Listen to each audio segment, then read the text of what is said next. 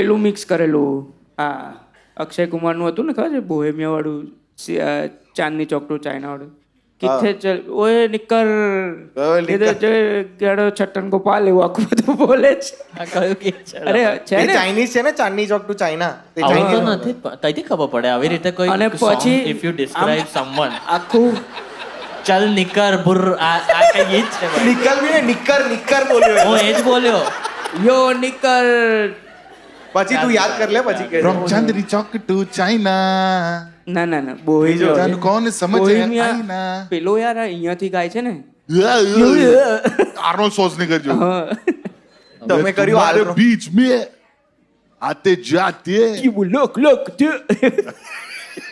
બોહેમિયા નો वही में ન્યુક્લિયર ભાઈ થોડું ટ્યુટોરિયલ આપો ને મને કે સેમ્પલમાંથી મ્યુઝિક બને કઈ રીતે, આમ વિચાર ચાલુ કઈથી થાય અગર, અને સેમ્પલ શું હોય મને એ બી નહીં ખબર.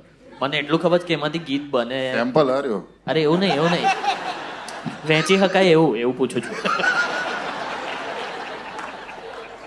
ચાલુ કઈથી કરાય, કઈ આમ સ્ટાર્ટિંગ પોઈન્ટ શું હોય? આ જો સેમ્પલ વાગ્યો પતી ગયું NH7 માં વાગશે હવે આ.